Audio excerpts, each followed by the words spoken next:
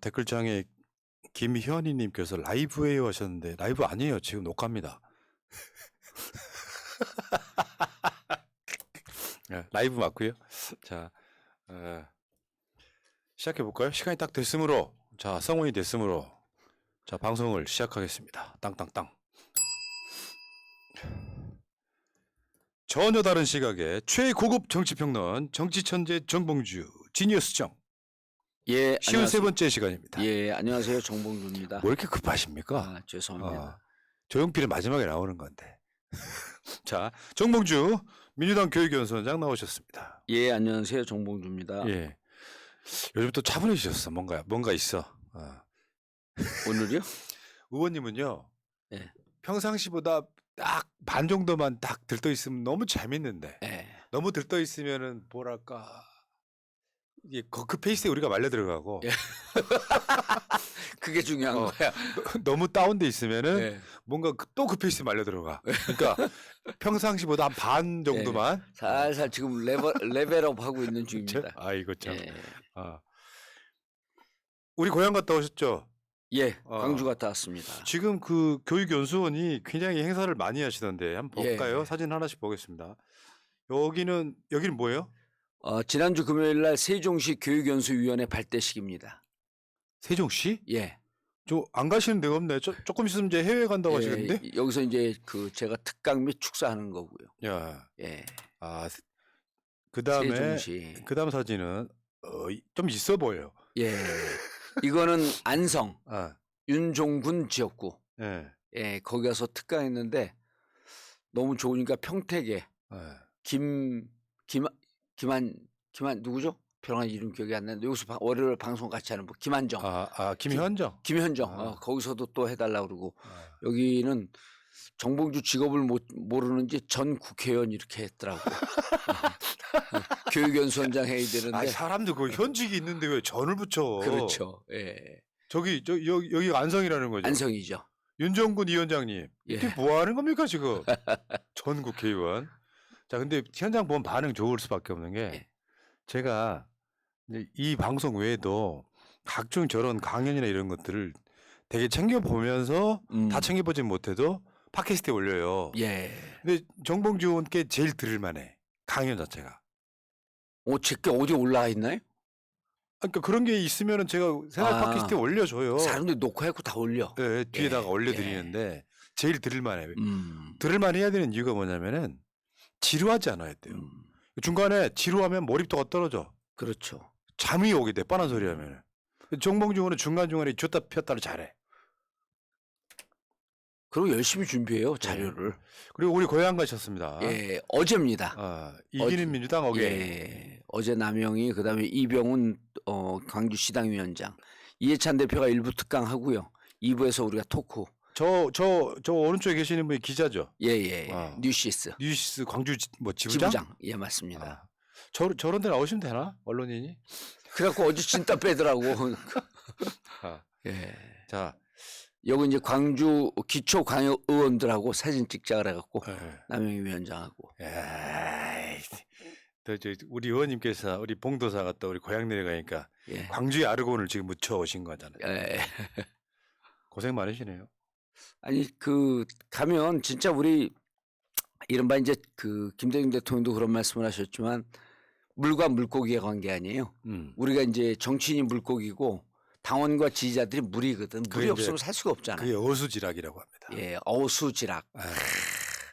락은 무슨 락자예요? 즐겁다. 어수지락. 야. 오늘 하나 배워가네요. 예, 어수지락. 어수지락. 예. 너무 좋은 얘기입니다. 그래서 하면은 힘이 드는데 특강을 하거나 저는 토크를 하거나 하게 되면 몸의 에너지 레벨이 쫙 올라와요. 그분들의 열기를 받아서. 근데 이제 이렇게 끝나고 나면 사진 찍지 않은 사람들이 줄을 서니까 다른 의원들이 배가 아픈 거야. 진짜 그 어떻게 그래서 막 지도당 위원장들도 있고 현역 3선 4선도 있는데 그분들한테 안 찍자고 저한테 찍자 그러니까 제가 민망해갖고 그래갖고 jealous 시기 질투를 많이 받는 것 같아요. 그럴수록 더 몸을 낮춰야죠. 그러니까 낮추세요. 예, 낮추느라고 오늘 목소리를 살짝 낮췄습니다. 목소리 낮추되 사기는 낮추지 예, 마세요. 그럼요. 그 저는 뭐 여러분들 아실지 모르겠는데 선거라는 건요 사기로 하는 거예요. 사기로. 그 우리- 제가 예. 예, 말씀하세요. 우리 쪽 진영이 신이나 있어야 돼. 예. 그래서 제가 이게 선거가 공식이거든요. 대선은 양쪽 진영이 다 결집해요. 네. 그래서 중도층에 호소하는 싸움을 하는 거고 총선은 양쪽이 다 결집 안 합니다. 왜냐하면 후보가 제각기니까. 그래서 총선은 자부심의 전쟁이라 그래요. 그 우리 지지자들의 자부심을 극대화시키고 이길 수 있다는 승리의 확신을 줘야 돼요. 맞습니다. 그거 중요합니다. 예. 그래서 근데- 제가 우리 많이 이길 수 있다라고 하는 얘기를 방송 나가서 한 게 오만하고 이런 게 아니고 우리 아. 지지자들 이분들에게 승리하십시오. 그럼 이번 승리하면 이 잘못하는 정권을 끝낼 수도 있습니다. 예. 이런 아주 극한 희망이거든요. 예. 예. 자, 근데 이제 이런 측면도 있죠. 그러니까 그게 그 우려는 그거죠. 저쪽을 결집시킬 수 있다. 그것 때문에. 예. 근데 저는 그런 상황이라고 보진 않아요. 결집 안 뭐냐면은 됩니다. 저쪽이 지금 완전히 사기가 죽어 있는데 그 음. 사기가 윤석열의 원인이 있거든요. 예. 그러니까 도저히 이 사람들을 우리의 리더로 받아들일 수 없다고 하는 분위기가 팽배하기 때문에 예. 전 제가 봤을 땐 그렇습니다. 지금 정권 뺏기고 윤석열 리스크에 의해서 예. 반대쪽 진영, 진보 진영이 완전히 사기가 충천해 있는 상태. 이렇게 보시면 될 것 같고요. 예. 자, 알겠습니다. 어쨌건 전국을 돌아다니면서 지금 어수지락하고 예. 계시네요. 어수지락. 아, 자, 좋아요. 정봉주 의원이 예. 지금 새날 방송에 나와 있습니다. 자, 쉬운 세 번째 방송 시작하겠습니다.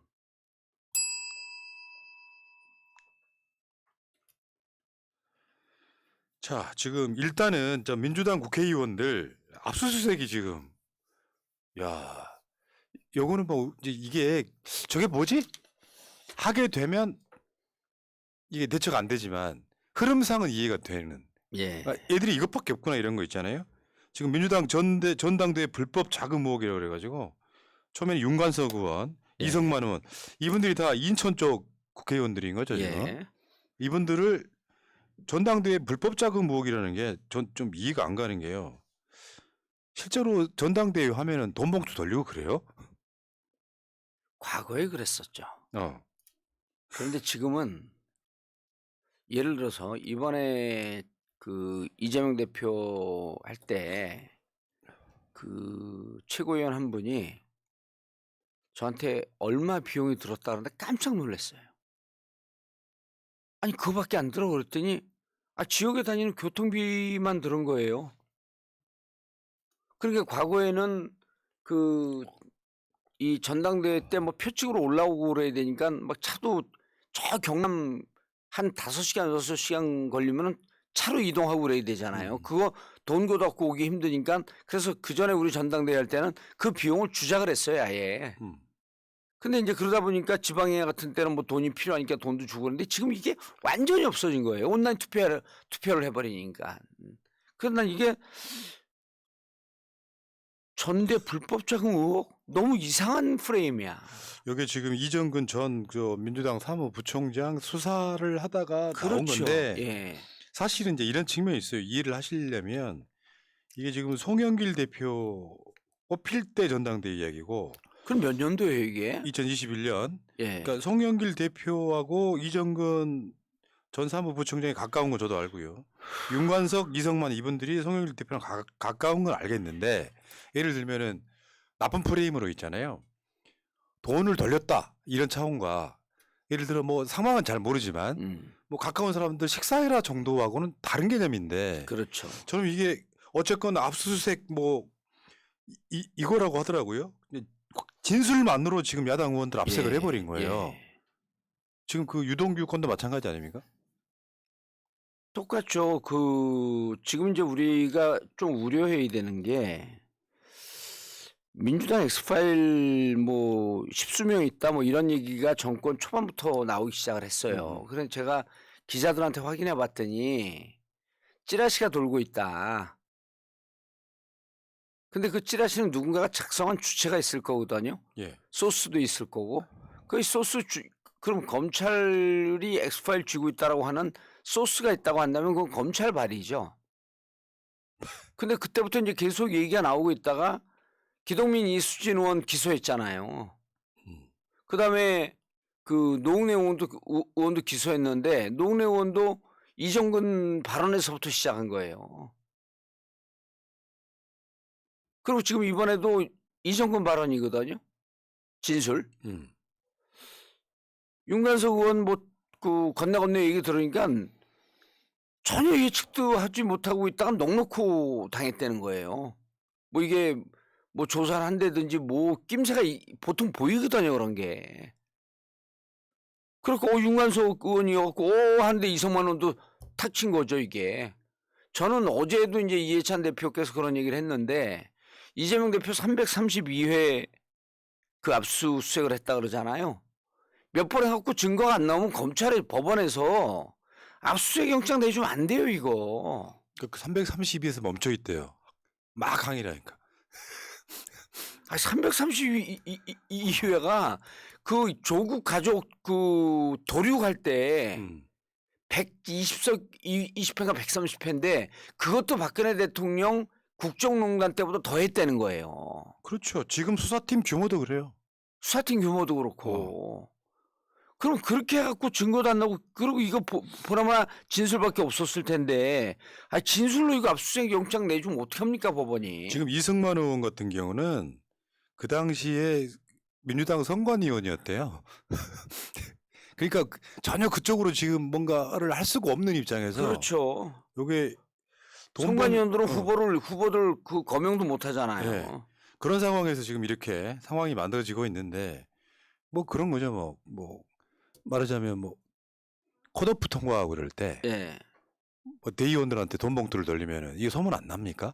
나죠. 예를 들면 대의원이 한두 명이 아니잖아요. 나죠. 그러면 돈 봉투를 대의원 전체를 돌리거나 뭐 유의미하게 돌리는 게 아니라 한두 사람한테 돌렸다면 선거 때 이용해 먹으려고 대의원들한테 돈 빌렸다는 게 성립이 안 되잖아요. 윤관석 의원이 송영길 그 대표 되자마자 사무총장 했잖아요. 그렇죠. 그러니까 측근이라고 볼 수 있는 거죠. 측근이니까 뭐 이렇게 하면서 뭐 그 보좌관들 또 지지자들 뭐 식사나 해 이렇게 하고 줄까 저는 그러지도 않았다고 보는데 왜냐하면 현역 의원들은 세비도 있을 뿐만 아니라 정치활동 후원으로 받은 정치활동 정치활동비가 있잖아요. 그럼 그거로 그 자기 지지자들 식사하고 요즘 또 누가 가서 식사를 삽니까? 이 돈 다 돌리거든요. 모금함 돌렸고 10,000원 이상 내주세요. 왜냐 어떤 사람은 그 손만 들었다 나오는 사람도 있거든. 그래갖고 그렇게 해갖고 다 어느 식사 자리 가도 민주당 모이면 다 돈을 걷습니다. 그래서 그렇게 줬을 리도 없는데 이걸 무슨 근거로 압수수색 영장을 신청을 했으며 이걸 또 내준 법원은 뭐냐? 네. 그러니까 실제로 지금 국민의힘 입장에서는 지지율이 답보 상태이거나 하락세이거나 할 줄 아는 게 이거밖에 없어요. 정당 지지율이 다 지금 뒤집어진 상황에서 그 좀 골 때린다 그럴까요? 왜 그런 얘기를 하냐면은 할 수 있는 게 그것밖에 없다는 거. 지지율을 올리려면 뭔가 막 정책을 내거나 신박한 뭔가를 하는 게 아니라 상대방을 탄압을 하면 자기 지지율 올라간다. 그거 있잖아요. 예, 제가 이제 이따가 청와대 도청 문제도 얘기할 때 좀 드릴 말씀이 있는데 지금 푸나님이 지적한 게 딱 맞아요. 이게 소통을 하지 않으니까 아이디어가 안 나오는 거예요. 그 옛날 그 서태후 이야기가 그건데요. 이제 서태후 전에 동태후라고 그래서 원래 정비가 있고 그 다음에 이제 그 다음 후사를 나간 게 서태후인데 거기에 이제 그 궁이 어느 쪽에 있냐에 따라서 동태후, 서태후였다고 해요. 근데 동태후는 신망이 높은 사람이야. 그리고 궁궐 내에서는 서태후를 엄청 사람들이 이렇게 비난을 했대요. 그 인품 때문에. 근데 서태후가 동태후를 질투한 이유가 저 동태후가 살아있으면 그것 때문에 사람들이 나를 심는다고 생각했다는 거예요. 딱 이 경우 아닙니까? 그렇죠. 자기가 못하고 있는데 상대방 탓을 하면서 지금 지지율을 올리려고 이러고 있습니다.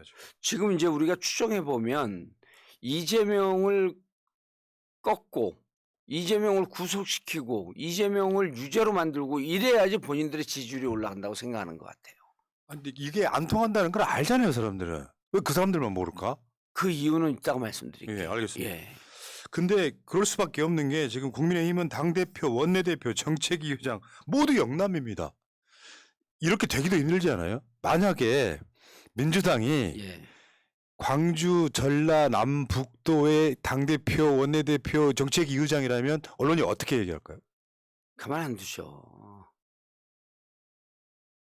그리고 이게 그 이른바 이제 노무현 대통령 때 프레임씌웠던 코드 인사라고 하는 거거든요. 예. 자기 코드에 맞는 사람만 인사했다. 근데 이게 이제 당대표, 원내대표, 정책위 의장 모두 영남 출신이면 이게 이제 사회학에서 동종 번식의 동정교배. 그 교배를 통한 동종 번식의 우라고 하는데 사회학에서 왜 그걸 가장 문제점 있는 그러니까 하나의 사회 구성을 만들 때 예를 들면 그 하버드 대학 같은 경우가 지역 선발이 높아요. 지역 대표 선발. 그러면 하버드 대학은 미국 최고, 세계 최고의 명문이기 때문에 각 지역에서 올라온 유능한 학생들이 물론 저 시골에서 올라온 사람들이 뉴욕 출신보다는 공부를 못하지만 그 시골에서는 1등을 했던 사람이거든요.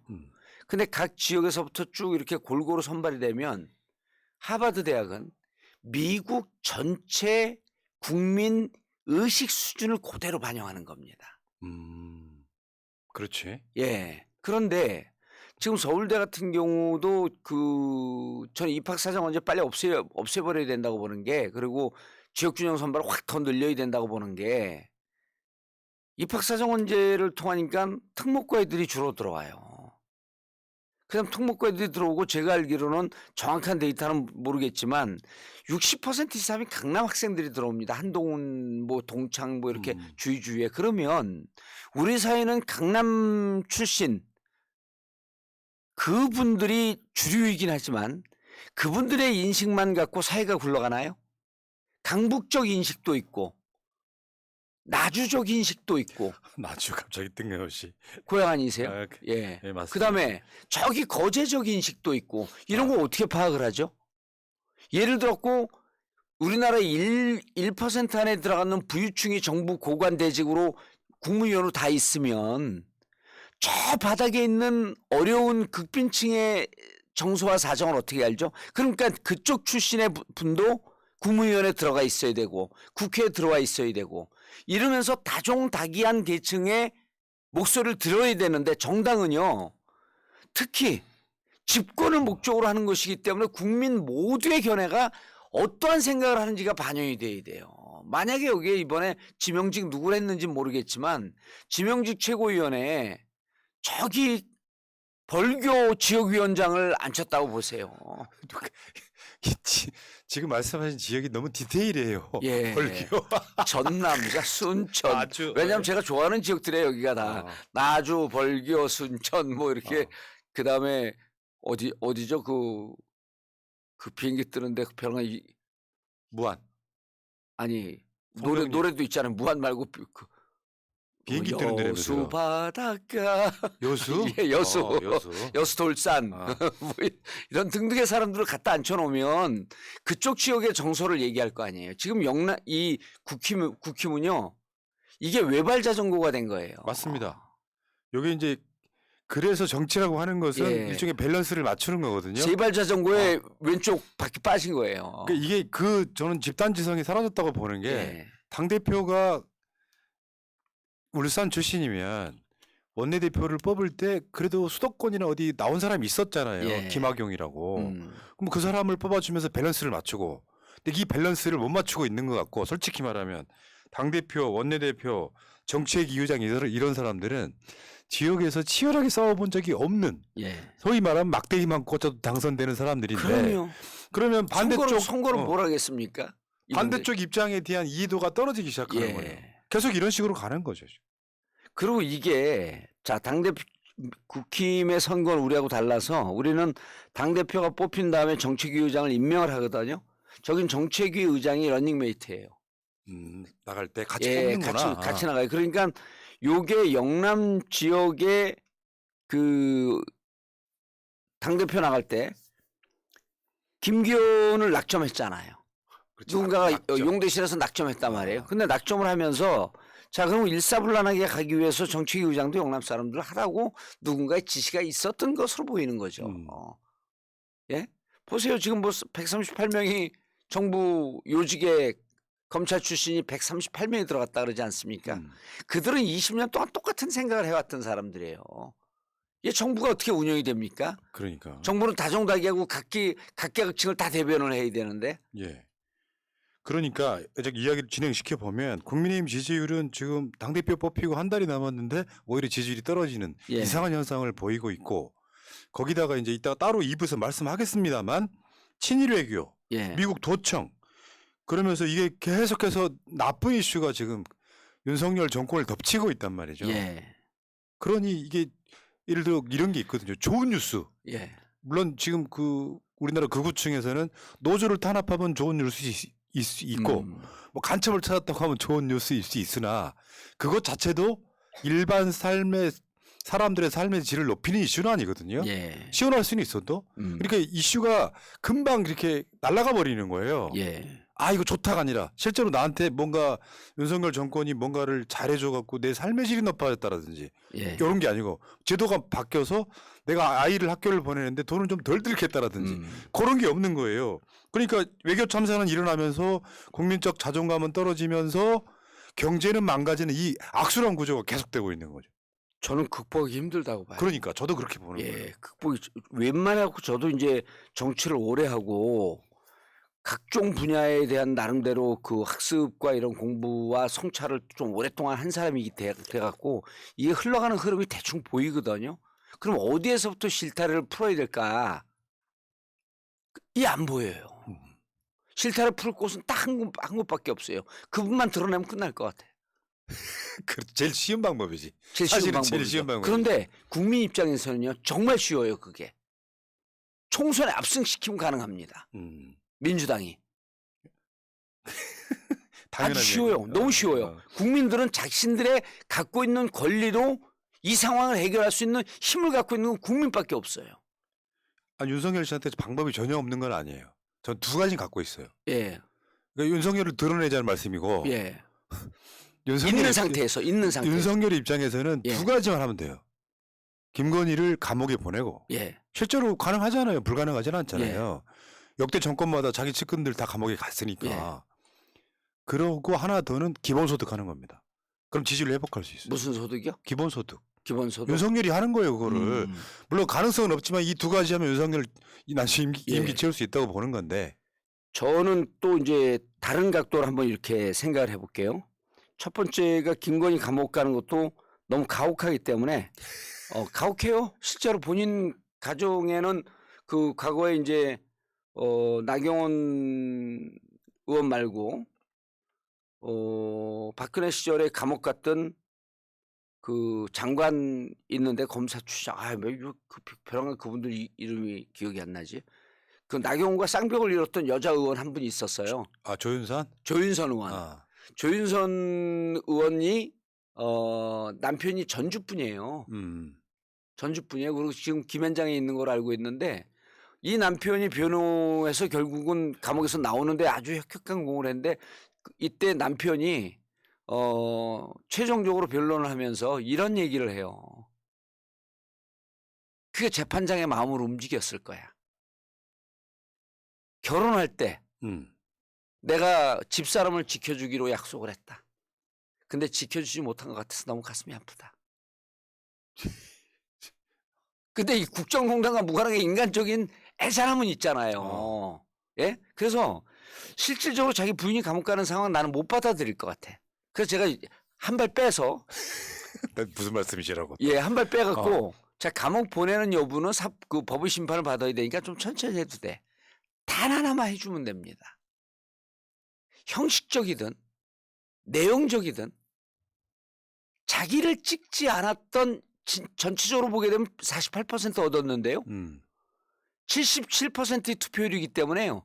자기를 실제 득표율은 국민 100으로 봤을 때 37% 득표합니다. 네, 맞습니다.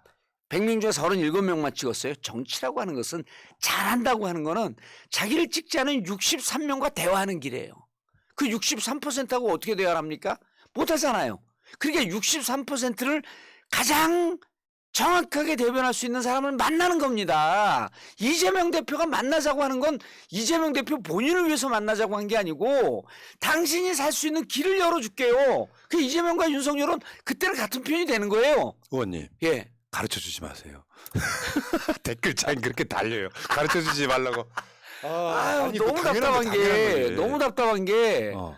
어떻게 야당을 전 세계 역사에 없어요. 저는 내가 대통령이라면 김기현 먼저 만나죠. 왜냐하면 자기 지지층만의 대통령이 아니기 때문에 그쪽의 수장과 만나서 뭔가 좋은 모습 보여줘야 극한 미움이 사라지거든요. 아휴, 윤석열 대통령이 터덜터덜해갖고 여의도 민주당 당사 앞에 수행원 한두 명만 대동하고 그 깡패들처럼 몰려다니지 말고 대한민국에서 무슨 테러가 있습니까? 한 두세 명 뭐 해갖고 민주당사를 느닷없이 오는 거예요. 와갖고 이재명 대표 만나러 왔다. 있을 수 없는 이야기 하지 마세요. 아니, 이건 알려줘도 돼. 있을 수 없는 일이니까. 그럼 민주당에서 감동을 해요. 국민들도 감동을 하고. 가르쳐도 못하겠구나. 못하죠. 어떻게 합니까? 이건 저처럼 대인 위에 그렇지. 군자들이 할 수 있는 길이에요. 그 의원님은 이제 저쪽 사람들이랑 방송 패널로 많이 만나잖아요. 예. 저 사람들도 인간적으로 보면 나쁜 사람 별로 없어. 그럼요. 인간적으로 보면. 예. 근데 그 집단 자체가 갖고 있는 그 특성. 맞아요. 그게 아까 얘기했던 동종교배, 동종번식으로 인해서 집단 환상에 사로잡혀 있는 거예요. 태용호 보세요. 그러니까 어떻게든지 공천받고 눈에 들려고 말도 안 되는 소리를 하면 우리 국민들이 봤을 때 거기에 감동 먹는 게 아니라 저런 모질이가 최고위원이야. 이런 생각하게 되잖아요. 저런 모지를 영국 대사관을 보냈으니까 북한이 망하는 거지. 자, 어쨌건 지금 외교 참사가 일어나면서 경제가 망가지면서 국민의힘과 윤석열 지지율이 지금 사실 윤석열 지지율이 1, 2% 오른다고 해서 오른 건 아니거든요. 그냥 완전 답보 상태에 지금 딱 갇혀 있는 거니까. 그러면 그리고 이게 저는 이제 바로 윤석열한테 빠진 지지율이 중도에 좀 머물다 있다가 민주당으로 바로 오지 않아요. 그러니까 민주당으로 바로 오지 않는 것을 패널들이 뭐 씹고 조중동 종편에서 씹고 오는데 민주당이 잘한 게 뭐 있냐 그러니까 잘한 거는 없어요. 잘한 건 없지만 못한 것도 없어요. 그리고 원래 야당은 잘할 때는 언제 잘하냐면 여당 비판하면서 세게 싸울 때 잘한다 그래요. 근데 지금 민주당은 방향을 너무 망가뜨리니까 우리라도 민생을 책임지자라고 하는 쪽으로 세팅을 해놨잖아. 이게 야당답진 않아요. 그런데 그거 자체도 민주당이 하려고 하는 노력이기 때문에 완전히 못한다고 지적을 할 수 없어요. 여기에 더 좋게 플러스 알파 정치 개혁의 아젠다까지 있었으면 하는 게 우리처럼 이제 좀 격한 사람들의 바람인데 중도층에 지금 머물러 있어요. 삼선 제안 같은 거 확실하게 이미지 남기는 거 중요해요. 그거 얘기하지 말라고 저 지적받았어요. 그 얘기하지 마세요.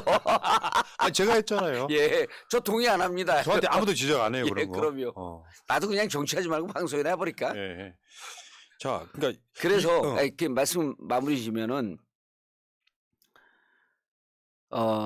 민주당에게 오지 않고 중도층에 머물러 있는 것을 민주당 탓을 하면 안 됩니다. 이거는 사람의 심리예요. 바로 넘어오면요. 인지 부조와 자기 부정입니다. 그럼 사람들이 돌아버려요. 잘못하면.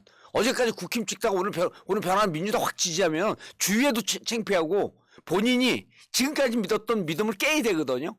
그 인지 부조화나 자기 부정이기 때문에 서서히 넘어온다. 절대로 다시 돌아갈 가능성은 없다. 국민들의 심리는 뭐가 있냐면은 투표를 하지 않습니까? 예. 투표를 하는 사람은 내 투표, 내 선택이 맞았음을 증명하려고 해요. 원래 본인의 특성이. 예. 근데 그게 제가 윤석열 위기설은 1년이거든요. 예. 취임 1년. 취임 1년 지나도록 바뀌는 게 없다면 내가 찍었던 사람들이 윤석열 취일드 치던 사람들이 점점 좀 도망가고 난 윤석열 찍은 적 없다로 자기 뇌피셜을 만들어내는 데까지 걸리는 시간이 저는 1년이라고 보는 거예요. 거기다가 중도층은 지금 거의 80대 20으로 처참하게 무너지고 있는 흐름이 있거든요. 그러니까 윤석열은 1년 지났을 때 예를 들면 사람들이 까먹고 있다가 1년 지났네 하면서 2년차 들어갈 때 민심이 변화가 굉장히 중요하다고 저는 보는 거예요. 왜냐하면 또 4년을 기다린다는 게 말이 안 된다고 생각을 하기 때문에. 근데 그 시점에 바로 이제 1년 안에 총선이 있기 때문에 거기 그 심리가 어떻게 작동되는지가 굉장히 중요하다. 그래서 저는 지금 이 방송을 듣는 많은 분들께 희망을 주는 발언을 하나 할게요. 5월 10일까지만 일단 기다려라. 그럼 4년의 벽은 일단 무너진다. 5월 그러네. 9일이 지나기 때문에. 3년 11월 29일 남은 거예요. 예. 자, 예. 아 그리고 그 방금 넘어가기 전에 아까 윤관석 의원 이성만 의원도 압수수색할 때 제가 빼놓은 얘기가 있어요. 하세요. 요게 언제 그 전당대회냐면요. 2021년입니다. 여러분 우리가 세월이 지나가면 잘 잊어먹거든요. 2021년은 대한민국 코로나가 최정점에 올랐을 때예요. 돈을 쓸래야 쓸 수가 없는 시점입니다. 비대면으로 대부분. 비대면이에요. 모든 선거가 모든 유세가 지역에 내려가도요. 사람 모아달라고 하면 못 모읍니다. 어디다가 돈을 써요. 그러네. 무슨 돈봉투로 살포합니까 이때. 그러니까 우리가 잠시 잊고 있었지만 이거 제가 기억하는 게 아니라 지금 계속 이제 제가 방송하면 누군가 잔소리하는 시어머니가 있어요. 김땡이라고 외자예요 외자. 예. 그분이 보내줬어. 2021년 전대 코로나 시국인데 뭔 돈을 뿌리냐. 그러니까 예를 들어서 가까운 사람한테 식사해라고 뭐 이 봉투를 줄 수는 있겠지만 그때 어떤 장면 내가 장면 예상해 볼게요. 식당이요. 4명 제한, 8명 제한 이거 걸려 있을 때예요. 무슨 20명을 모으고 30명을 모읍니까? 민주당 전대 불법 자금 의혹. 아마 그때 이제 여러분들 기억하실지 모르겠는데 송영길 나왔고요. 홍영표 나왔고요. 우원식 나왔고. 예. 이 세 분이 이렇게 경쟁하던 바로 그 시기라는 말씀드리고. 예. 자, 이야기 더 진행하겠습니다. 예. 그러니까 이게 이제 제가 윤석열이 무한루프라고 규정 지었던 건데 노조 때려. 그럼 지지율이 노인들한테만 올라. 그러면 그러다가 또 뭔가 시들해지면은 또 지지율 떨어져. 그럼 이제 그때 간첩 사건을 만들어. 예. 그러다가 또 지지율 떨어져. 그러면 민주당이나 이재명 대표 이렇게 이제 때려. 세계가 계속 도는 거거든요. 예. 무한루프. 그러면서 계속 도는데 지금 거기에 지금 이게 딱 돌출한 거예요. 예. 윤관석, 이성만 의원 압수수색. MSG를 친 거죠. 그렇죠. 예. MSG를 친 거지. 야, 민주당이 이렇게 부도덕한 사람들이야. 예. 근데 이런 기준으로 검찰이 국민의 힘을 털면 어떨까? 난 갑자기 그게 궁금하더라고. 국민의힘 털면 국민의힘 115명이요. 다 외교부로 몰라갑니다. 이민 신청. 이미 진짜. 아유. 그러니까 아이디어가 없는 사람들이 그 예. 아이디어가 없는 것이 티나는 현상. 그러면서 지지율이 지금은요. 제가 봤을 땐 그래요. 이번에 저 천주교 정의교회 사재단 신부님이 하신 말씀인데 이 정권은 그냥 도도망한다. 그냥 도도망한다. 엔진이 욕망이므로. 엔진 그렇죠. 예. 욕망이 엔진이므로. 예, 욕망의 엔진이므로.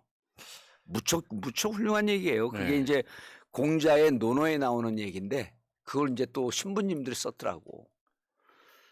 참 근데 뭐 요즘에는요 화도 안 나요 이제 하는 짓 보면은. 예, 그러니까 그 국힘 저하고 친하게 지내는 그 의원들이 뭐라고 그러냐면 우리가 조금만 잘하면 팍 올라가요. 그래서 왜요? 그렇게 하도 못해갖고 기저효과가 있대. 기저효과 있는 말도 안 되는 소리가 있어. 그래서 내가 뭐라 그런 줄 아세요? 아유 귀여워. 그러니까 윤석열이요 1년 동안 정말 극우 포지션으로 정치를 했거든요. 예. 극우라고 하면 지금 기득권 극우인 거죠. 음.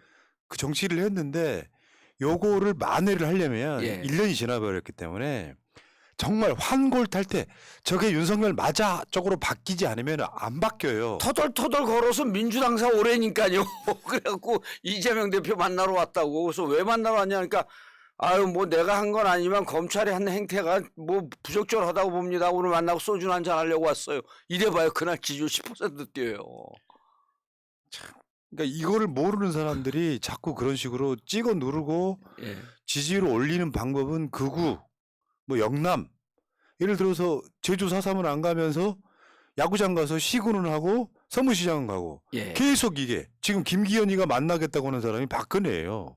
그러니까 지들 바운다리 안에서 계속 그러면 동정교배하고 있습니다.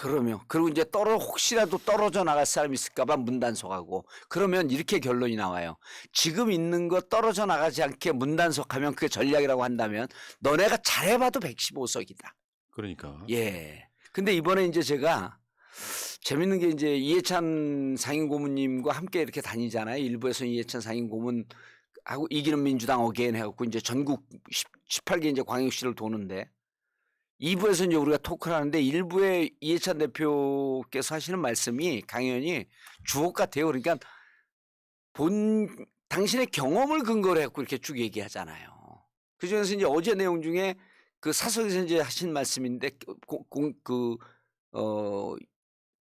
특강 중에서도 말씀을 하셨는데 김대중 대통령께서 누가 비판하면 바로 그 사람 만난대요. 그래서 제가 어느 장소에서 그런 얘기를 했는데 에이브러함 링컨이 야당의 의원들을 만났는데 전체 자기 재임 기간의 70%를 썼다는 거 아닙니까? 근데 김대중 대통령께서도 우리 당내 그때는 이제 당이고 저쪽 당하고도 뭐 이렇게 교류가 활발했을 때니까 뭐 동교동계, 상교동계, 상동계 이렇게 활발했으니까 우리 당내에서 주류 않고 비주류 분들이 조금만 비판하면 그 다음날 바로 만난다는 거예요. 식사 사고 무슨 얘기냐. 그 얘기 쭉 듣고 좋다. 나한테 언제든지 비판할 수 있는데 언론에다가는 하지 마라. 이러면서 이분들하고 함께 가는 공존의 정치를 택했다는 겁니다. 그게 리스크 관리라고 하는 건데. 예. 저도 이런 방송하면서 다른 문제로 그런 이야기 되게 많이 했어요. 리스크 관리는 적을 많이 안 만드는 거예요. 예를 들어서 소위 말하면 수박이라고 하는 국회의원도 한번 서로 인터뷰를 하고 나잖아요. 뭐 심하게 까기가 힘들어요. 맞습니다. 얼굴 번다는 것 자체가. 예. 그 사람의 도리이기 때문에 그런 건데 예. 참 어쨌건 윤석열은 터덜터덜 걸어서 민주당사 오세요. 택도 없는 소리 하지 마시고요. 아니 안 되니까 이런 거 컨설팅 하는 거예요. 안 합니다 이거. 그걸 할 수 있는 사람이었으면 지금까지 했겠죠. 예. 아니 두 번째 그게 이제 첫 번째 길이고 두 번째 방법 아까 얘기 안 했거든요. 두 번째 방법이 있어요. 정치권을 두루두루 잘 알고 정치인도 아닌 제가 잘하는 분을 참모로 모셔다가 일주일에 한 번씩만 얘기를 들으면 돼. 권현 땡이라고. 근데 그 사람은 나를 불러다 놓고는 지가 90% 이야기할 건데. 아니 그렇게 들으라고 했잖아요. 전제가. 안 돼요. 안 돼요. 정치라고 하는 게 예. 정치를 바라보는 입장에서 예. 정치인이 아닌 사람이 더 잘 보여요. 예. 사람에 대한 극한 미움을 지어내고 예. 나를 싫어하긴 하지만 밖으로 싫어함을 드러내지 않는 사람들을 많이 만들고 예. 나를 좋아하는 사람들이 많아지게 만드는 게 정치이죠. 근데 이 사람한테는 그게 아젠다가 없다 보니까. 자, 알겠습니다. 자, 여기까지 하시고 지지율이 다급해지니까 또 민주당 또 압수수색하고 아이고 예. 좀 창의력이 있어라 이 새끼들아. 에이. 깜짝이야 나한테 욕하는 줄 알고 깜짝 놀랐네. 푸른 늑대님, 항문침의 힘님 감사합니다. 자, 도청 게이트 들어가 볼게요. 예. 자, 도청이 아니다라고 미국은 도청이다라고 얘기하는데 예. 대한민국의 대통령실은 도청이 아니다라고 이야기하는 역대 이런 사건을 보신 적이 있으세요? 처음 봤죠. 도청이 아니다. 예. 미국의 도청을 감싸주기 급급한 예. 현 정부 어떻게 보십니까? 그러니까 이제 그 존 커비 백악관 국가안보 NSC 전략소통조정관 기자회견하면서요. 10일 날 됐죠. 이제 며칠 됐는데 이렇게 얘기했어요. 유출은 됐습니다. 유출된 기밀 문서임을 확인했다. 이게 중요합니다. 기밀 문서. 기밀 문서라고 하면 유출된 가짜 문서다 이러면 되잖아요. 근데 유출된 기밀 문서라 그랬어요. 기밀 문서라고 딱 규정을 했습니다. 기밀 문서라고 하면 자기들 내부 문서라고 하는 게 맞는 거예요. 근데 내부 문서에 한국 정보에 대한 상황, 이스라엘 정보에 대한 상황, 독일 정보에 대한 상황, 영국 정보에 대한 상황이 다 있었으면 이 기밀 문서를 만들기 위해서 본인들이 도청을 했다라고 하는 것을 이미 직접적으로 인정을 한 겁니다. 근데 우리는 어디에다 방점을 맞췄냐면 유출된 게 왜곡됐다. 조작됐다. 야, 조작됐으니까 원래 문서도 없어. 이러고 때려 맞춰버린 거예요. 근데 미국에서는 도청 유감스러운 일이다. 있어서는 안 될 일이다. 이런 표현을 했거든요. 그리고 2013년에 스노든이 CIA가 마구잡이로 도청하는 거 폭로했을 때 미국이 우방국에 대해서 안 하겠다고 선언을 했어요. 그러면 지금 두 가지입니다. 미테랑과 메르켈이 2013년 스노든이 있을 때 강력하게 항의했고 사과를 그때는 터지자마자 바로 미국을 비판했어요. 사실관계를 뭘 확인합니까? 딱 그 선수들이 보면 아는데. 그래갖고 바로 미국이 얼마 있다가 사과를 했거든요. 요 방식 이렇게 처리하는 방식이 하나가 있고 두 번째는 다른 나라가 어떻게 입장을 취하고 미국이 어떻게 입장을 취하는지 끝까지 입을 다물고 있는 거랍니다. 그럼 미국이 이 부분에 대해서 막 전전긍긍할 거 아니에요. 그렇죠. 아무 말 안 하고 있으면 아무 말 안 하고 있으면 차라리 예 그리고 이렇게 하면 돼. 야당이 도청한 거 아니냐 막 그러면은 우리는 아직 판단을 못 하겠는데 대한민국의 다수를 차지하고 있는 민주당에서 도청이 된 미국에 대해서 사과하라고 하는데 우리는 이 부분에 대한 입장은 아직은 없다. 이러면서 야당 핑계 대는 거예요. 그냥 가만히 있으면 되는 거예요. 그럼 미국이 도청 여부를 확인하고 사과할 때까지 기다려야죠. 왜 이걸 서둘러서 실드 쳐줍니다. 두 가지 했어요. 사실 무근이다라고 하는 것과 하나 또 하나. 한미 관계는 한미 동맹은 굳건하다 이랬어요. 뭐냐 하면 나하고 앞으로 악수하면서 뒤로 내 전 재산이 든 지갑을 뒷손으로 싹 빼냈어요. 내 친구가. 그렇지. 그 사람들이 야, 네 돈 다 훔쳐갔어 막 그러니까 그리고 사람들이 오고 경찰이 오니까 우리 돈 뺏긴 사람이 정보 다 털린 사람이 우리 둘의 우정은 굳건하다. 그러니까 이걸 다른 두 글자로 호구라고 하는 거예요. 호갱이죠 호갱. 왜? 일본도 아. 우리가 피해자 아니에요. 왜 가해자를 감싸? 왜 가해자 입장을 대변해요? 이게 유승민 의원의 지적 아닙니까? 네. 우리가 지적한 것도 아니에요. 피해자가 왜 가해자 입장을 대변합니까? 그러니까 어떤 상황이 나오면 진상 파악 중이다로 끝내도 돼요. 근데 그 도청 문건이 가짜인 이유가 예. 더 골 때리더라고요. 공식 회의에서 나온 얘기가 아니다. 도청을 공식 회의만 도청합니까? 이건 공식 회의니까 도청을 하고. 아니 그 비공식 회의에서 나왔다는 얘기예요? 3월 1일 날 회의 아닙니까 그게. 그리고 그 문서 내용을 보게 되면 그 서류로 잡지 위에다 놓고 사진을 찍었잖아요. 그다음 문서 내용을 보게 되면 주무회의도 아니에요. 대면 회의예요. 그리고 지금 거기서 33만 불 어쩌고 저쩌고 나오는데 오늘 또 기사가 미국의 포탄 50만 불 빌려준다는 얘기 나왔잖아요. 네. 그러니까 뭔가 근거가 있는 얘기를 다 한 거야 거기서. 그런데 더 골 때리는 코미디는 이제 계속 수세에 몰리니까 예. 김태효가 한 말이에요. 악이 없다. 도청은 도청인 것 같은데 악이 없는 도청이라 괜찮다. 야 임마 아기가 없으면 어른이 있냐? 아니 뭐 이런 정권이 다 있어요. 악이 없는 도청이. 근데- 도청에 악의가 있고 야 그걸 이제 이럴 때 이제 미국 성선설이라고 하더만. 미국 성선설. 미국은 나쁘지 않아 우리한테. 아기가 우리 민주당에서 그랬잖아요. 그래서 아기 없는 도청은 도청이 아니냐고. 참 나 진짜. 이런 거랑 똑같은 거예요. 술 먹었고 음주운전 딱 걸렸는데 경찰 그래갖고 이제 어떤 사람이 치였어 그 음주운전에 딱 치고 나니까 이 치임을 당한 사람이 저분의 입에서는 술 냄새가 나지 않고 기분 나쁘게 술을 먹지 않았다. 그러니까 이거 물어보나 마나 저 사람은 술 냄새가 안 나므로 술을 먹지 술 않았다. 먹지 않았다. 그러니까 걱정하지 마라. 치인 건 내 잘못이다. 그런데 이게 이제 오늘 또 재밌는 얘기를 들었어요. 네. 한 공무원이 이런 얘기를 했답니다. 전해 들은 얘기예요. 이걸 왜 이렇게 대응을 못할까? 불통일입니다. 이거는요. 외교부, 국방부, 국정원 이런 상황에 대한 매뉴얼이 공식으로 딱 있대요. 그러면 윤석열 대통령과 김태호 안보실 1차장 여기 둘이서 이걸 하면서 공무원들한테 물어봐야죠. 두 가지로 추정이 되는데 일단 물어보지도 않았습니다. 본인들이 다 잘한다고 껄떡거린 거예요. 또 건들건들 거린 거 우리가 다 아는데 뭐. 김태호가 내가 다 아는데 이런 거예요. 이거 본인들보다 30년 40년 경험 있는 아주 베테랑 공무원들한테 물어봐야 되거든요. 어떻게 대응해야 되냐. 그게 이제 첫 번째 설이고 두 번째는 물어봤을 수도 있다. 공무원들이 안 움직인다. 이미 공무원들 사이에서 레임덕 왔다. 공무원들이 아이디어를 안 줬다는 거예요. 한번 냅둬 보는 거죠 지금. 그럼요. 어디까지 망가지는지. 야야야야 뭐 이거 또 우리가 얘기했다가 나중에 또 깨지고 그냥 니들끼리 알아서 너 잘한대 왜? 너 뭐 그 대학 교수라며 그리고 뭐 국제관계에서 국제정책 잘한다며 김태현 네가 알아서 해 그러면서 형식적으로만 뭐 이럴 수도 있어. 보통 보고서 낼 때요. 예스일 수도 있고 노일 수도 있습니다라고 하는 건 보고서가 아니거든요. 예스일 수도 있고 노일 수도 있지만 제가 본 입장에선 노임 도청 맞습니다. 예스입니다. 이러고 올리는데 그럼 공무원들이 살아있을 때예요.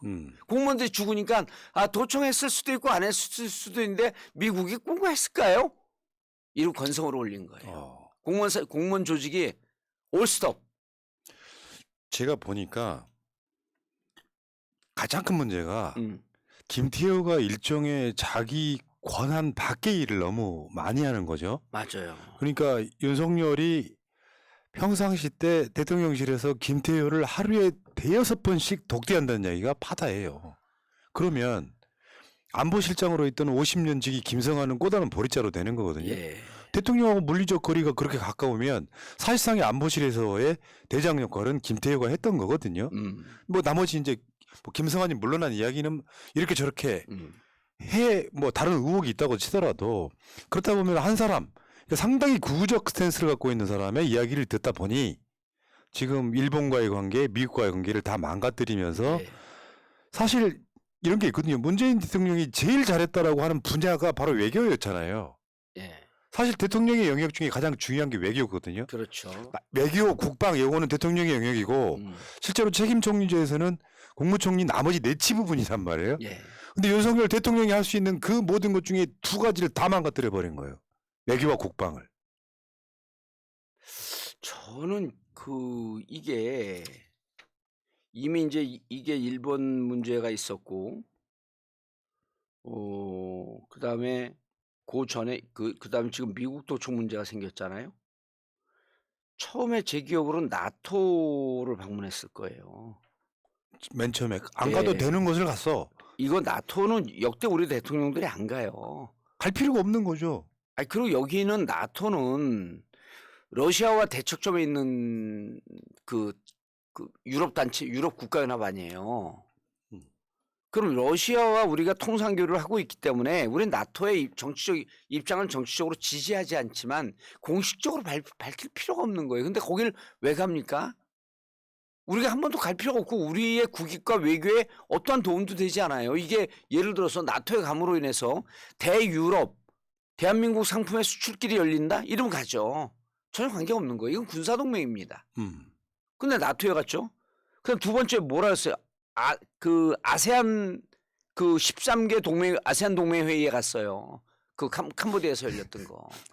거기서 우리는 미국의 여기는 경제연합체거든요. 근데 여기서 우리는 미국의 거의 종입니다라고 하는 것을 선언을 해버려요. 그렇죠. 그때 G20과 같이.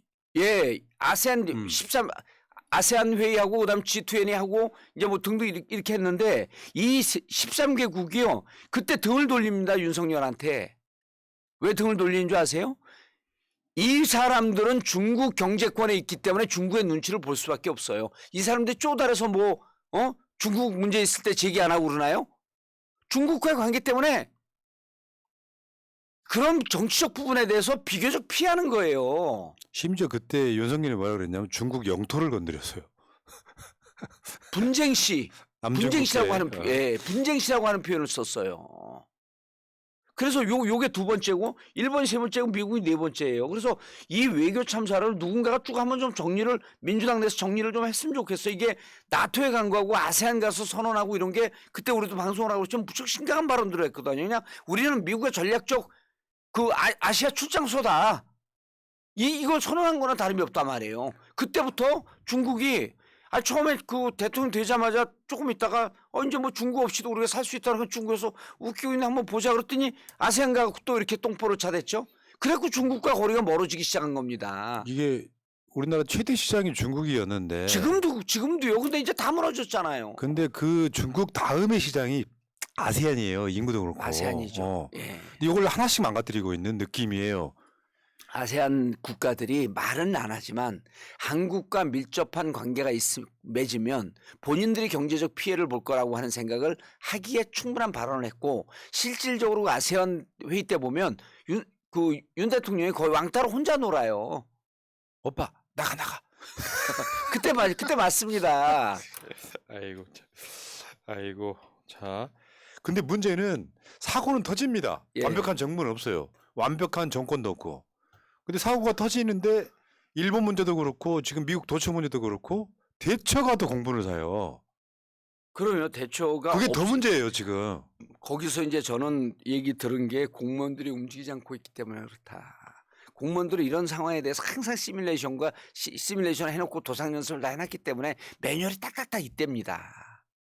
그 매뉴얼대로 안 하는 거예요. 그러니까 지들 나는 대로 씨부리는 거거든.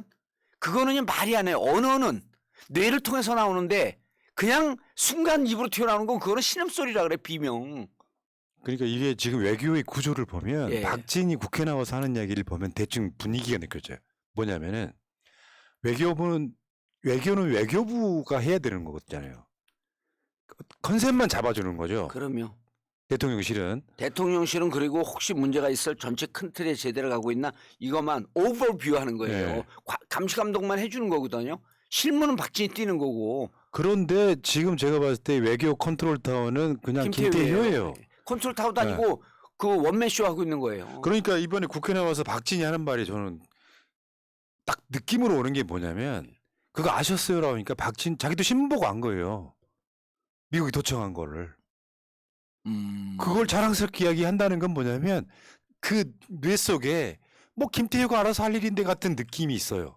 계속 이러고 있단 말이에요. 살짝 그것은 그 인다이렉트 엿을매긴 거일 수 있어요.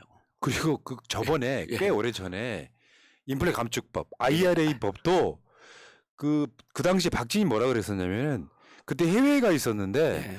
들어오고 나서 보도 보고 왔다 해요. 그럼 이게 외교부가 할 수 있는 일이 아니잖아요. 아니죠. 외교부 일 안 하고 있다는 거죠. 그러니까 이번에 공무원 움직이지 않고 있다라고 하는 게 또 증명이 되는 거예요. 그러니까 강제동원 문제를 풀 때도 사실상 윤석열이 3.1절 날 말도 안 되는 3.1절 기념사 하고 나서 박진한테 발표를 하게 시키는데 그 뒤치다거리는 김태효가 있습니다. 그러니까 윤석열 정권의 방향성대로 이제 그 강제동원 문제를 발표를 해요. 그리고 나서 막 비판이 쏟아지니까 요거를 쉴드 치고 마무리하는 건 김태효가 했다고요. 그 사람은 상 외교부 장관인 거예요. 상황인 거지. 상황. 그러니까 외교에 관한 문제는 김태효가 거의 전담하다시피 하면서 근데 이 사람 스탠스가 극우예요. 예. 그렇다 보니까 이게 나라가 제대로 돌아갈 리가 없는 거죠. 문재인 대통령, 문재인 청와대 정부 비판할 때 청와대 직원들이 너무 많고 부처에서 일을 하지 않게 하고 청와대에서 다 알아서 했다라고 비판했어요, 자기들이. 근데 지금은 그 이상입니다. 문재인 정부 때는 그러면서 부처하고 긴밀하게 협의를 했거든요. 정부와 행정부, 그러니까 정부, 청와대와 청와대 관련 부서와 장관들과 무척 긴밀하게 소통을 하고 일을 추진해 나갔어요. 청와대가 다 하지 않았습니다. 근데 지금 보면 용대실이 다 하고 있는 것 같아요. 그러면 안 되는 거죠. 시스템을 무력화시키는 거예요. 그럼요. 우리나라가 얼마나 시스템이 잘 갖춰진 나라고 문재인 대통령이 얼마나 잘 만들어놨어요. 지금 윤석열 정권이 어떤 문제가 있냐면 대통령이 씨부려요. 69시간 같은 거. 예. 뭐 만 5세 입학 같은 거 예. 씨부려요. 그러면 그것 때문에 아주 수동적으로 공무원들이 움직여요. 그래가지고 이걸 이슈를 만들어가지고 발표를 하면 여론의 비판이 빗발쳐요. 예. 그러면 그걸 윤석열이 이건 아니지 60시간 이상 업무리지 같은 걸 그런 방식으로 계속 되돌려요. 예. 그리고 윤석열이 이런 이슈가 있을 때마다 하는 말 책임은 내가 진다. 이런 방식으로 이상한 시스템 무력화시키면서 본인이 완전히 지금 연거푸 똥포를 차고 있는 바로 그 상황이라는. 정순신 때도요. 정순신 사태가 이분이 제 기억으로는 2021년에 그 무렵에 27기거든요. 최강 의원이 그 얘기 한번 했어요. 27기인데 17 한동훈 동기. 예, 한동훈 동기예요. 그러면은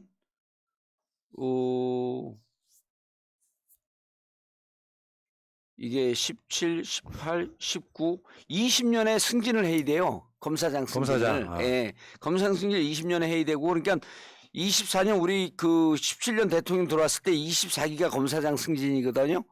그러면 25기 좀 똘똘한 놈들이 미리 하고 이러다가 27기면 20년에 승진을 해야 돼요. 2020년에 이때 승진 못했단 말이에요.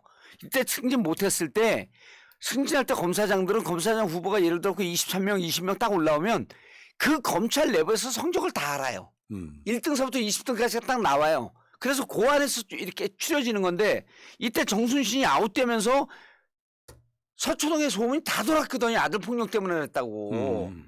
그런데 이게 그리고 아들 폭력이 문제였습니까? 아니면 아들 폭력을 무마하는 과정이 문제였습니까? 뒤가 더 문제였었잖아요. 아버지가 개입하고 이게 더 문제였었는데 딱 터지니까 뭐라고 얘기해요? 그때 더 글로리 막 히트 칠 때예요. 학교 폭력 엄단하겠다. 아 이게 무슨 저쪽에서 전쟁 나고 있는데 이쪽에 문제가 있는 것처럼 하는 게 무슨 뭐 손자병법 뭐 성동격서입니까 이게? 어제 한덕수도 똑같은 방식으로 대처했습니다. 근데 저는 이제 이 시점에서 선언을 해야 될 것 같아요. 너무 사건을 많이 쟤들이 터뜨려서 그냥 유튜브 방송만 하고 있으면 그나마 어떻게 쫓아갈 수 있는 데인데 제 인생 있죠. 또 여기 교육연수원장 있죠. 그러니까 우리 그 푸른 나무님처럼 집요하고 철저하게 제가 준비를 못해요. 그러니까 사건이 좀 적당히 터져야지 이걸 좀 못 따라갈 수가 따라가겠어. 있는데 못 떨었어. 푸나님 그래도 쫓아가잖아요. 가랭이 찢어지겠어요. 새벽 3시, 4시까지 방송 준비하는데. 그러니까 제가 12시 반에 저한테 텔레그램 보내갖고 제가 답하면 또 한 1시 반인데도 답 보내면 또 그때 답하고 그러더라고요. 그러니까 우리는 깨어있는 시민이야 우리 보면. 깨어있는 시민에 지금. 자, 아이고. 어떻게 이렇게 사건이 터질 수가 있어요 진짜. 그러니까 정말 못하는 정권이라는 거죠. 리스크 관리도 안 되고 방향성도 들렸고 지금 윤석열과 김태우 같은 김건희 같은 몇 사람에 의해서 좌지우지되는 쉽게 표현하면 국정농단이 벌어지고 있는 겁니다. 패션쇼는 왜 합니까 근데. 자, 근데 문제는 이게 더 큰 문제가요. 이렇게 되면 미국만 우리 도청했겠냐고요. 아니죠. 미국만 하겠습니까? 한국에 중국 대사관도 있고 예. 러시아 대사도 있고 다 들어와 있잖아요. 이번에 이제 북한도 있고 이번에 일본도 있고. 제가 보기에는 이런 거예요. 도청 없었다 그러면서 쉴드를 쳐줬잖아요. 그리고 도청 없었다라고 하는 것은 용대실 손 안 보겠다는 거거든요. 청와대에서 철저하게 도청 방지가 된 게 건물이 딱 하나밖에 없었대요. 비용이 많이 들어갔고. 그럼 일단 첫 번째 조건이 방탄이 돼야 된답니다. 그다음 방음이 돼야 돼요. 소리가 새 나지 않게 막아야 되거든요. 제일 중요한 게 방진입니다. 진동. 말을 하면 말이 파장이 생기잖아요. 그걸 잡아내는 기술이 완벽해졌답니다. 그게 방진이 제일 어렵대요. 그러니까 이것 때문에 시설이 엄청 들어가는데 지금 저기 용대실이요. 그리고 우리가 문재인 대통령께서 약속을 하고 그 광화문 정부종합청사를 옮기려고 했는데 방탄, 방음, 방진 이게 다 문제가 있었던 거예요. 저 국방부요. 방탄, 방음 돼 있을 거라고 봅니다. 이번에 새로 공사를 해도요. 방진 이거 하려면 상당히 오랜 기간이 걸린대요. 그러면 100% 도청이 됐다는 얘기예요. 그러면 일부 도청이 돼 있을 수가 있기 때문에 여기 다시 한번 시설 보겠다라고 하는 거 안 하잖아요. 그러면 이미 방진 도청에는 뚫렸다 이렇게 봐야 돼요. 지금 김병기 의원도 우리 방송 나와서 그런 얘기 했어요. 이거는 홀고 다시 짓는 방법밖에 없다. 그렇죠. 근데 안 하잖아요. 안 하니까 이제 지금부터 무슨 일이 벌어졌냐면 좋습니다. 지금까지는 미국만 도청했다고 칩시다. 미국 도청을 했는데 저 호구가 다 쉴드 쳐줘? 그럼 미국 이상으로 IT 나름대로 강국이고 군사 정보 시설이 뛰어난 러시아, 중국 이제부터는 다 달라붙습니다. 일본 다 달라붙어요. 왜 우리한테는 도청했다고 화를 내?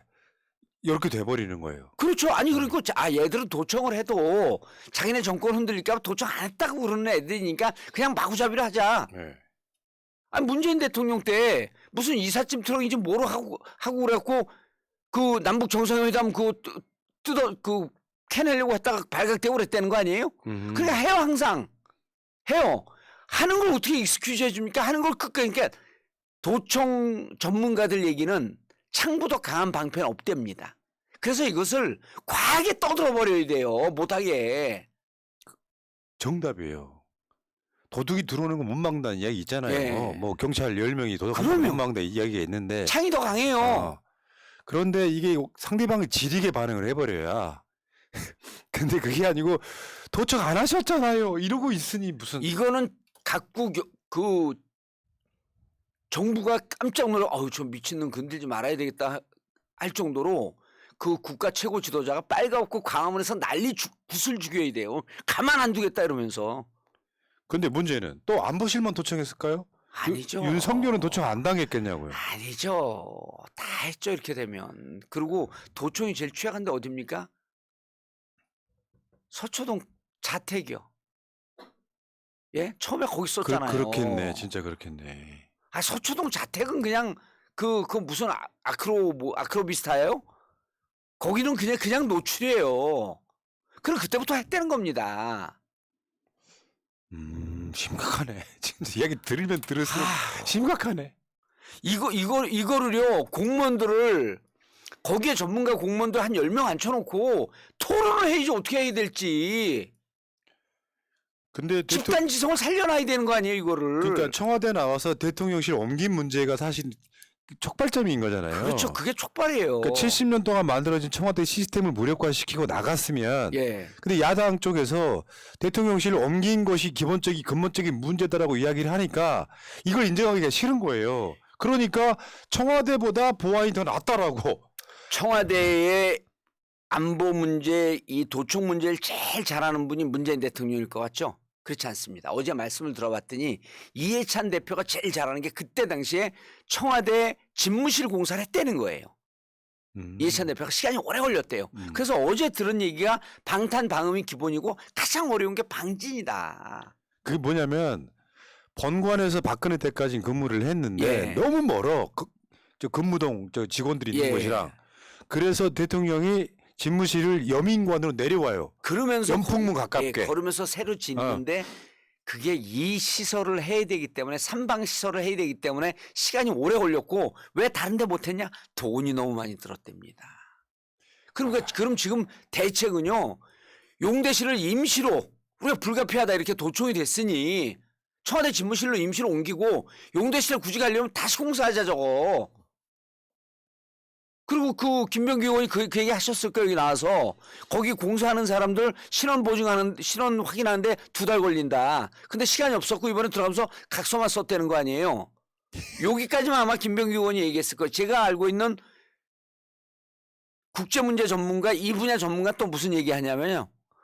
코바나 컨텐츠 직원들 있잖아요. 그 사람들 거의 신원 보증 없이 들어갔어요.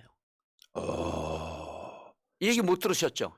지금 김건희 사진 찍어 올리는 직원도 예. 거기 출신입니다. 아, 그럼요. 코바나 컨텐츠 직원은요. 코바나 컨텐츠에 있었기 때문에 믿습니까? 코바나 컨텐츠 직원들은요. 이미 어깨 뽕 맞았어요. 그렇기 때문에 과거에 제가 이제 책을 내려고 그 위키리크스를 거의 막 수만 페이지를 다 봤어요. 책을 내려고 보면 본인은 망인지 모르고 포섭되는 경우가 99.9%예요. 그럼 코바나 컨텐츠 직원들이요. 지금 미국 쪽에 망으로서 포섭됐을 가능성이 높습니다. 그 대통령실에서는 김건희 라인이니까 훨씬 손 못 목에 대죠. 힘을 줄 거고. 예, 손 못 대죠. 이 그건 나갔는데 누가 과거에 우리가 이제 국정원 도청할 때도요. 국정원들 우리 사찰할 때 어떻게 하냐면 누구가 내 팬이라 그러면서 정봉주 팬이라 그래서 사진을 찍습니다. 낙검수 때. 근데 그 사람이 왜 사진을 찍냐면 그 사람의 친구가 야 나는 정봉주 지지하는데 창피하고 부끄러워서 집회장은 못 가 콘서트는 못 가겠어. 네가 팬이니까 좀 사진 좀 찍어서 나 좀 줘. 그럼 나한테 찍은 사진을 그 친구한테 전달합니다. 그럼 그 친구가 망이거든요. 근데 망인데 본인이 망인 줄 몰라요. 이 친구의 또 친구가 술 한잔 사주면서 정봉주 사진 직접 좀 보고 싶어. 이게 미국 측이에요. 이게 3단계 4단계 쿠션 때리면서 들어가는 거거든요. 예. 그럼 코바나 콘텐츠 직원들이 여기에 노출되지 않았다라고 누가 장담하죠? 그렇네. 아니 온갖 이거 공무원들한테 물어보면 다 나오는 답이에요. 왜 공무원들한테 안 묻습니까? 야 이게 이런 이야기를 하다 보면요. 예. 다 그 집단지성으로 이야기를 모아 보면 그럼요. 그냥 소름이야. 예. 이 정권 어떻게 해야 되냐 이런 생각밖에 안 들어요. 집단지성의 탁월한 재능과 탁월한 그 오픈마인드인 정봉주는 왜 국회를 못 들어가냐 이거예요. 갑자기 답정 그건 제가 정치를 하면 쌈빵하게 잘할 것 같은데 왜 나는 아직도 광주에 갔더니 다 현역인 줄 알고 이게 뭐 하는 거냐고요. 의원님 초반에 제가 말씀드렸죠. 예. 너무 올리시면은 내가 거기 말려 들어간다. 여기서 딱 브레이크 끽. 10을 올리시면 안 되고 5만 올리시라고. 자, 어쨌건 지금 뭐 도청 게이트까지 이야기를 한번 해봤는데 예. 우리들 입장에서 생각을 해보면 이거는 그냥 전체적으로 보면 국정농단 사건이에요. 국정농단이에요. 농단이란 말이 무슨 뜻이냐면 특정 몇 사람한테 권력이 집중돼서 예, 권한 밖의 일을 한다는 뜻이거든요. 맞습니다. 그게 박근혜 때는 최순실이었고요. 예. 국정농단이라는 말이 국정농단으로 가고 있는 게 지금 터지고 있잖아요. 예. 상상하지도 못한 것들이. 지금 엄청난 프로젝트를 준비하는 분들이 꽤 많아요. 제가 알기로도 예. 이런 거 터지면요 국정농단의 실체가 터집니다. 예. 그리고 미국 도청하지 않았다. 그다음에 독도는 자신들 고유 영토라고 하는데 만약 입을 닫았다고 한다면 그 후쿠시마 수산물 수입에 대해서 수입해달라고 하는 데 대해서 입을 닫았다고 한다면 이거는 진짜 그 직무유기이고 대통령으로서 직무를 유기하고 방기한 것은 저는 핵의 사유라고 봅니다. 내가 말씀드릴게요. 탄핵 사유라고. 뭐 핵이에요. 아 나는 거기까지 얘기하려는데 첫 둘째 할 때 숨이 콱 막혀갖고 핵의 사유입니다. 그 민주당 관계자 여러분, 정봉주 의원은 좀 숨 좀 띄워주세요. 정봉주 캐릭터가 있고 예. 저런 역할을 하는 사람들 필요한 거예요. 알겠습니다. 자, 오늘도 재밌었고요. 근데 재미있는 것뿐만 아니라 피가 거꾸로 솟는 친구도 있고요. 자, 정치 천재 정봉주 쉬운 세 번째 방송 마치고요. 새날에 있다가 한 30분 후에 다시 오겠습니다. 예, 요거는 금요일 날 정봉주 TV에 다시 업데이트됩니다. 그리고 오늘 정봉주 TV는 7시부터 또 방송 있죠. 예. 잠깐 소개 좀 하세요. 오늘은 김준영 교수 나옵니다. 야, 그분 최고의 전문가. 국립외교원장. 예, 전. 전. 예. 자, 알겠습니다. 여러분, 이따가 정봉주 의원은 다시 7시에 뵙길 바라겠고요. 새날 물러갔다가 조금 후에 다시 오겠습니다. 고맙습니다. 예, 여러분 감사합니다. 민주주의 평화 통일 다 죽어간다 이대로는 놔둘 수 없다 자 다시 한번 해보는 거야 자 다시 한번 싸우는 거야 자 손 맞잡고 어깨를 걸고 우리 함께 이기는 거야 자 다시 한번 해보는 거야 자 다시 한번 싸우는 거야 자 손 맞잡고 어깨를 걸고 우리 함께 이기는 거야 자 다시 한번 해보는 거야 자 다시 한번 싸우는 거야 자 손 맞잡고 어깨를 걸고 우리 함께 이기는 거야 자 다시 한번 해보는 거야 자 다시 한번 싸우는 거야 자 손 맞잡고 어깨를 걸고 우리 함께 이기는